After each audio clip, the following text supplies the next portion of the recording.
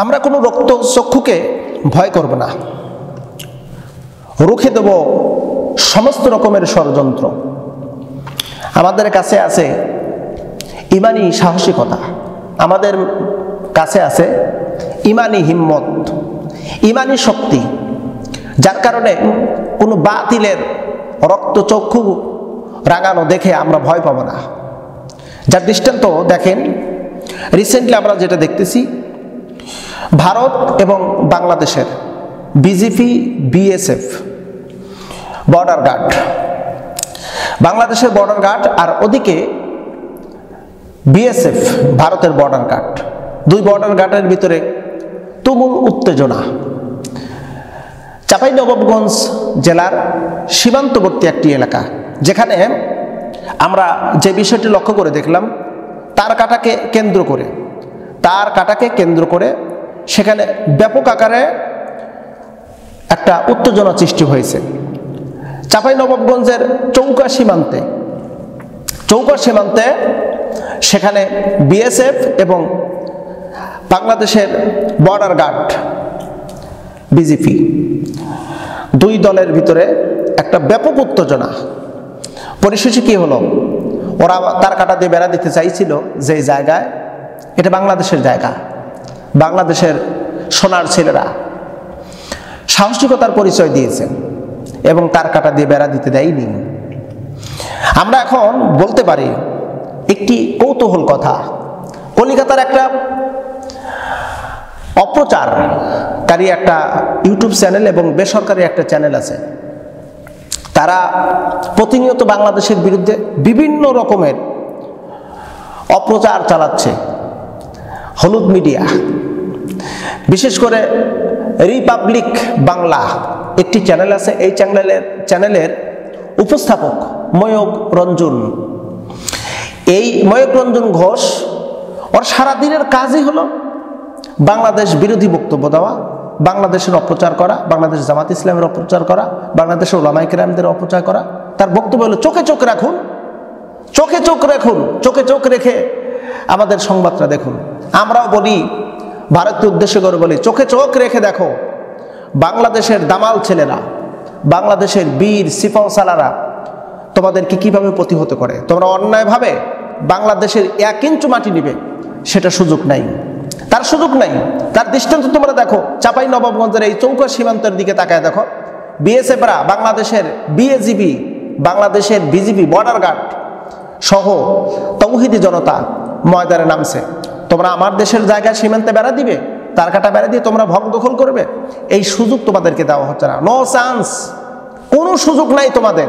তোমরা চাচ্ছাও বাংলাদেশেরকে কোণঠাসা করে রাখতে, তোমাদের অস্ত্র থাকতে পারে, সৈন্য সামর্থ্য থাকতে পারে, কিন্তু বাংলাদেশের তৌহিদি জনতার ইমান আছে। অস্ত্র ইমানের কাছে কিছুই না। যারা ইমানদার তারা যেমন করে জীবিত থাকার জন্য যুদ্ধ করতে পারে, তেমন করে দেশটাকে সকল প্রকার ষড়যন্ত্র থেকে মুক্ত করার জন্য জীবন দিতেও পারে। এ জাতিকে ভয় দেখায় লাভ নাই, কোনো লাভ নাই। এই জাতি মরতে প্রস্তুত, এরা হাসতে জীবন দিতে যারা প্রস্তুত। ইতিহাস কি তোমরা দেখো নাই? মুসলমানদের ইতিহাস দেখো নাই? ভারতকে উদ্দেশ্য করে বলি, মুসলমানদের ইতিহাস তাকায় দেখো, মুসলিমদের ইতিহাস তাকায় দেখো। হাসতে যুদ্ধের ময়দানে ঝাঁপিয়ে পড়েছে ও সৈন্য কাফের বেঈমানদের উপরে। তারা লৌহিত সাগর, সে সাগরের ভিতর দিয়ে সাঁতরায়া চলে গেছে। দজলা নদীর খরস্রোত অন্ধকার তামাচ্ছন্ন অবস্থায় এই মুসলিম জাতিরা, বীর সিপাহসালারা, তারা দজলা নদীর ওই খরস্রোতকে ভয় না করে সেই স্রোতের ভিতর দিয়ে যাত্রা করে আফ্রিকার ভূখণ্ডে কালিমার পতাকা উড্ডীন করেছেন। আমরা হলাম সেই জাতি, আমরা হলাম সেই মুসলিম জাতি। আল্লাহ আমাদের ভিতরে যে ইমান দিয়েছে, আমাদের ইমানের সাথে তোমরা লড়তে এসো না। ভারত ভেঙে টুকরো হয়ে যাবে। আমাদের সাথে লড়তে আসবে, তোমাদের কোনো অস্তিত্ব থাকবে না, অস্তিত্বহীন হয়ে যাবে তোমরা। আমরা তোমাদেরকে এতটুকু কথা বলি, তোমরা প্রতিবেশী প্রতিবেশী হিসেবেই থাকো, প্রতিবেশী দাদাগিরি করতে এসো না, দাদাগিরি করতে এসো না। তোমাদের দাদাগিরি তোমরা যদি করতে আসো তাহলে তোমাদের দেখানো হবে মুসলিম তার পূর্বের ঐতিহ্য কি ছিল, মুসলিম যে কি এটা তোমরা জানো না। আমরা চাই তোমরা প্রতিবেশী প্রতিবেশীর মতন করে থাকো, প্রতিবেশী প্রভুত্ব করতে এসো না। বাংলাদেশকে নিয়ে তোমরা মাথা ঘামানো তোমাদের দরকার নেই। বাংলাদেশ স্বাধীন, আমরা স্বাধীন প্রিয়, স্বাধীনতা প্রিয়। আমরা এই দেশের ভিতরে আমরা স্বাধীনতা রক্ষা করার লক্ষ্যে যা যা করণীয় আমরা তাই করব। তোমরা স্বৈরচারী খুনি ফ্যাসিস্টকে আশ্রয় দিয়ে তোমরা যে অন্যায় করেছো এর খেসারত আজ হোক কাল হোক তোমাদেরকে দিতে হবে। বাংলাদেশের হাজার হাজার হাজার হাজার মায়ের বুক খালি করেছে এই ফ্যাসিস্ট, বিনা দোষের ব্যক্তিদেরকে জেলখানার ভিতরে আবদ্ধ করেছিল যেই ফ্যাসিস্ট, ছাত্রদের বুকে গুলি করেছিল যেই ফ্যাসিস্ট, তাকে তোমরা আশ্রয় দিয়েছো। বাংলাদেশের বিরুদ্ধে তোমরা যে অবস্থান নিয়েছো তা আমাদের জ্ঞানের বাহিরে না। তোমরা এতটুকু নিদর্শন দেখো, এই যে বর্ডারের এই চাঁপাইনবাবগঞ্জ চৌকার সীমান্তের ঘটনাটি তোমরা দেখো।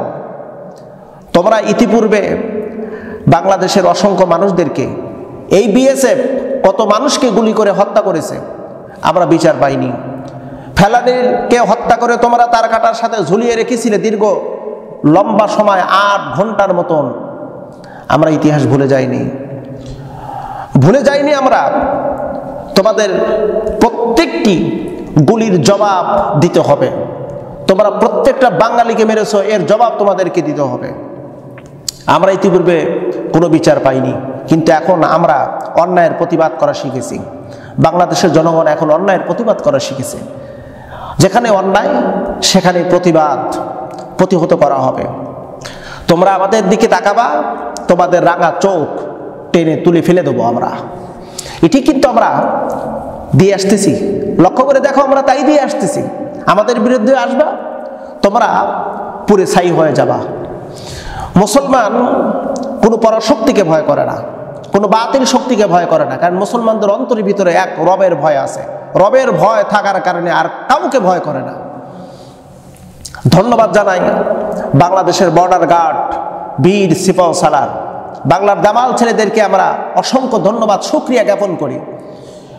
সীমান্তের অতন্ত্র প্রহরীদেরকে আমরা শুকরিয়া জানাই। তোমরা বাংলার মুখ উজ্জ্বল করবে। আমরা চাই তোমরাই বাংলাদেশের সুনাম ধরে রাখবে, বাংলাদেশের স্বাধীনতা এবং সার্বভৌমত্বকে তোমরাই টিকিয়ে রাখবে। এটা আমাদের দৃঢ় বিশ্বাস। তোমাদের প্রতি অগাধ ভালোবাসা রইল। তাওহিদি জনতার 16 কোটি তাওহিদি জনতার সমস্ত ভালোবাসা তোমাদের জন্য রয়ে গেল।